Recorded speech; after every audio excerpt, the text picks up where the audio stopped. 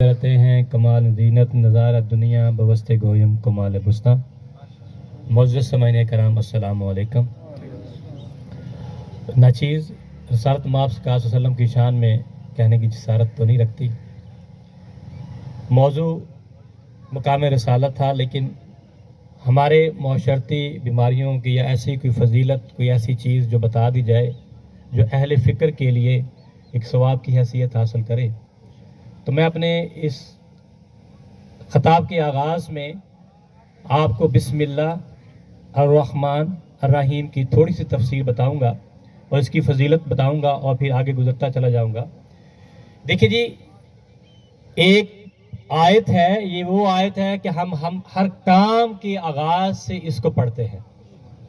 ہر شخص کو پتہ ہے کہ جی بسم اللہ ہر کام کے ساتھ پڑھتے ہیں، تو یہ سمجھنا ضروری ہے کہ اس کی فضیلت کیا ہے اور اس کا پڑھنا اتنا ضروری کیوں ہے۔ تو اس کو آغاز کرتے ہیں، اگر اللہ کی ذات یہ کہتا اللہ الرحمن الرحیم تو بات بنتی، لیکن اللہ نے آغاز کیا کہ بسم اللہ الرحمن الرحیم۔ تو یہ جو پہلا لفظ ہے یہ ہے بے کا۔ اب یہاں پہ علماء کرام نے مختلف فقہاء نے تفسیر نے اس کی تفسیر کی ہے۔ میں ایک ایسی تفسیر کروں گا جو تمام مقافات فکر کے لیے ایک یکساں ہے۔ تو اللہ کی ذات نے جب قرآن پاک میں تمام روحوں سے عہد لیا، یہ قرآن پاک میں تین موجود ہیں۔ اللہ نے تین واقعات، تین عہد لیے روحوں سے۔ وہ سورۃ باقرہ کے، وہ سورۃ عمران کے اندر ہے، سورۃ احزاب کے اندر ہے کہ اس جو اللہ اور روحوں کا آپس میں عہد ہوا، اس کو کہتے ہیں میثاق۔ کیونکہ ہمارا موضوع میثاق نہیں ہے، لیکن جو پہلا میثاق ہوا، اللہ نے جس میں میری بھی روح تھی، آپ کی بھی ارواح تھی، سامنے اکٹھا کیا اور انہیں کہا کیا میں تمہارا رب نہیں ہوں؟ تو تمام ارواح نے کہا، کالو مطلب بولی، بلا کہ تو ہی ہمارا رب ہے۔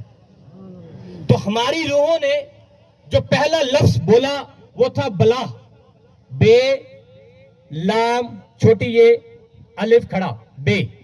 تو جیسے ہی بلا نکلا، تو جیسے ہی روح کی لفظ سے منہ پہلا بلا نکلا تو پہلا لفظ نکلا بے۔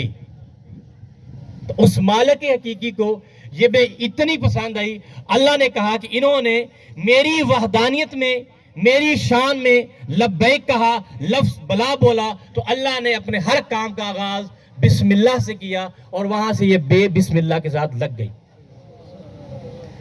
اب دوسرا فلسفہ ہے اللہ، لفظ آتا ہے اللہ۔ اگر اللہ کا لفظی مطلب تلاش کیا جائے، یہ دعوے میرے اوپر الزام نہ لگائیے گا، تو اللہ کا لفظی مطلب کوئی نہیں ہے۔ لفظی اہل فکر کے لیے لفظی مطلب نہیں ہے۔ اللہ کے 99 نیم ہیں، 99 نام ہیں۔